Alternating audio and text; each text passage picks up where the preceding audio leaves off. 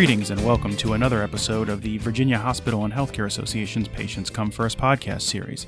Podcast episodes are available on many popular podcast hosting sites, including Apple Podcast, Spotify, Stitcher, Deezer, TuneIn, iHeartRadio, Blueberry, SoundCloud, Google Podcasts, and at www.vhha.com. You can also hear episodes of the podcast each Saturday at noon on WJFN 100.5 FM in the Richmond area. Please send any questions, comments, or feedback to pcfpodcast@vhha.com. Again, that is pcfpodcast@vhha.com. Today, we are pleased to be joined by VHHA Assistant Director of Emergency Preparedness, Matthew Mary. We'll be talking about Matt's work in emergency preparedness, his journey to healthcare, and much more. But first, thanks for joining us today, Matt. Absolutely, Julian. Great to be with you. Well, we appreciate you taking a few minutes during a very busy time for you and for all of us right now. So, Matt, let's just start with how you got to this point of being one of the point people in Virginia helping guide the healthcare response on COVID-19. Your background, as I understand, is actually in physical therapy and sports training and chiropractic care. And as I understand it, you worked for both college and professional football programs, including the Detroit Lions, a team both you and I have a soft spot for as former Michigan residents. And then you operated a chiropractic practice in the Roanoke area and then found your way into emergency preparedness before coming to VHHA. So if you would, just tell our listeners a little bit about your journey professionally and how it's brought you to your current role. Yeah, absolutely, Julian. Originally from Michigan, received a bachelor's from Grand Valley State University in athletic training, which launched me into the NFL with the Detroit Lions. Following several seasons with the Detroit Lions, I pursued my doctorate of chiropractic, which brought me to the Commonwealth of Virginia and practiced for 6-7 years throughout the New River Valley and Roanoke region. Following chiropractic, I worked locally for one of the 6 healthcare coalitions in the Commonwealth, the Near Southwest Preparedness Alliance.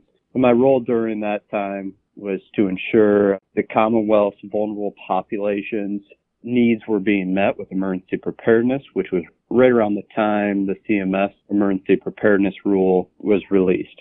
Following several years in the Roanoke region, I had the opportunity and privilege to join the emergency preparedness team here at Virginia Hospital and Healthcare Association, and now pursuing my role as the Assistant Director of Emergency Preparedness.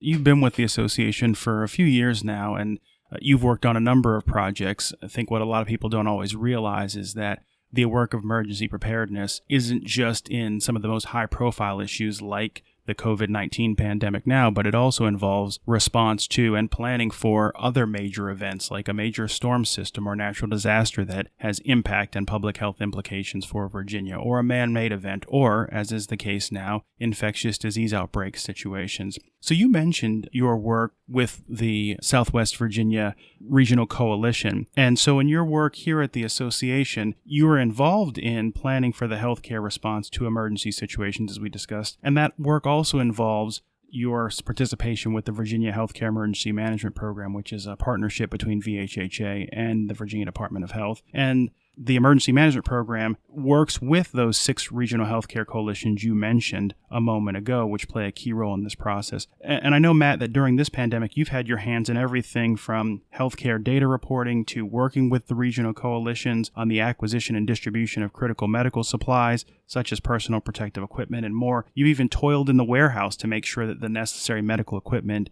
is delivered and makes its way to frontline healthcare providers. So, Matt, if you could, take the listeners through a little bit about the work you're doing as it relates specifically to this pandemic response.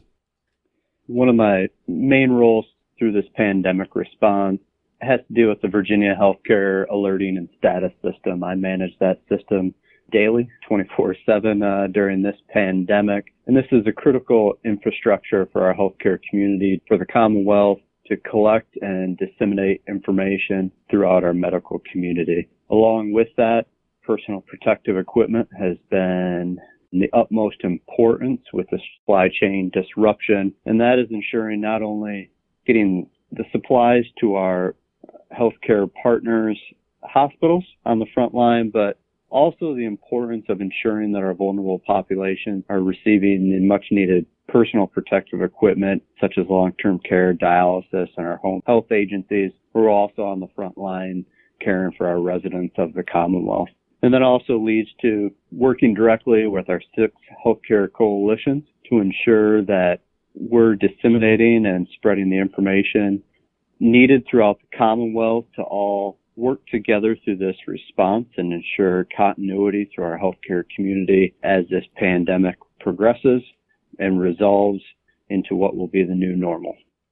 Well, thanks for that rundown. That's really informative and helpful. Just want to throw a quick plug in here. As you mentioned, Matt, personal protective equipment has been at a premium because of the disruption in the supply chain. And so we just want our listeners to know that the Virginia Hospital and Healthcare Association has been soliciting donations on behalf of member hospitals and health systems that are on the front lines in the fight against COVID-19. And so if anyone listening is interested in donating supplies, you can find hospitals in Virginia that are looking for donations at our website, which is www.vhha.com. On the front page, you can see a link to the VHHA COVID-19 data dashboard, which is informed by the data provided by our hospital and health system members in Virginia, which is reported through the VHHA system that Matt just mentioned. And then you can also, right next to that, you can see a link to the COVID-19 update page, which is where people can find information about donating supplies.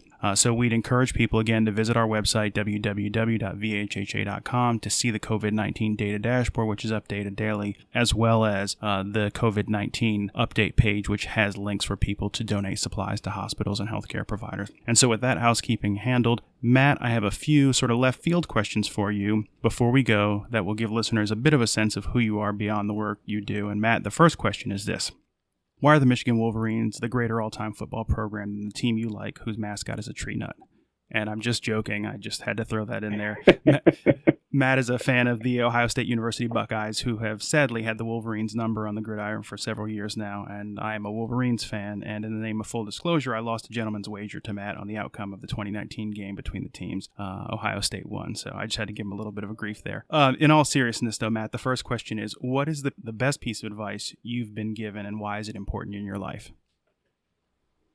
I guess the best piece of advice, I'll never forget it. One of my biggest mentors professionally was actually an undergrad, and being a young undergrad sophomore, was encouraged to apply for the Detroit Lions internship right out of the gates of getting in the program. And I self-doubted myself regarding that application, but Todd Yeager, who is a huge mentor of mine, and actually was the head athletic trainer for football at the University of Michigan, gave me the advice of there are no limits. The only limitation you have is if you don't apply or try.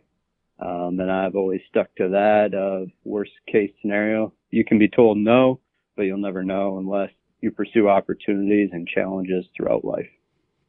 Absolutely great advice. You never know unless you try, and trying and putting in effort really is so much of success, which I think a lot of people would agree with. The second question I have for you, Matt, is this. In the imaginary, hypothetical scenario that you found yourself on death row, what would your last meal be? My last meal would more than likely be, would have to be sushi. Okay. Any particular type of roll? You know, I'm quite traditional. The spicy tuna roll is always a fan favorite, in my opinion. Okay. And also, side note, Matt, in addition to being great at his job, also has a mother whom I've never met, but who sends care packages of cookies to the VHHA team that we greatly appreciate. So thanks, Mama Mary. And then, Matt, typically at this point in the podcast, we would ask you to share with us the one book, one album, and one movie you take with you to keep yourself company if you were stranded on a deserted island, which is the ultimate form of social distancing. We'd still love to hear your picks for that, but first, during these crazy times, I want to know what song you play at the end of a crazy day to de-stress and unwind. What is your current favorite mellow out jam, Matt Mary? Yeah, I'll have to say Blasting with the Windows Down after these long days. Blake Shelton's God Country is definitely probably one of my favorites right now.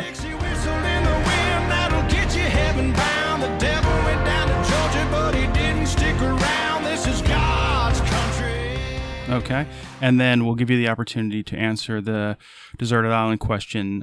Is there one book, one album, and one movie that you would take with you in your personal survival kit if you were stranded and needed some entertainment to keep yourself occupied? Yeah, one of my favorite books, which actually launched me into the career change that I took into healthcare emergency preparedness, was Switch by Dan Heath and Chip Heath. one of my personal favorites. With regards to albums, big Blake Shelton fan, and one of the merry family traditions every holiday season is definitely National Lampoon's Christmas. Okay, we're so glad it's Christmas Vacation. Just wait and see this Christmas Vacation. All right, well, with those selections, Matt, Mary, thank you very much for being with us today. That is going to bring us to the close of another episode of the Virginia Hospital and Healthcare Association's Patients Come First podcast. If you like what you heard, please make sure to leave us a 5-star review on Apple Podcast and subscribe so that you know when new episodes are released. And again, thank you to our guest today, Assistant Director of Emergency Preparedness for the Virginia Hospital and Healthcare Association, Matt Mary. Thanks, man. Thank you, Julian.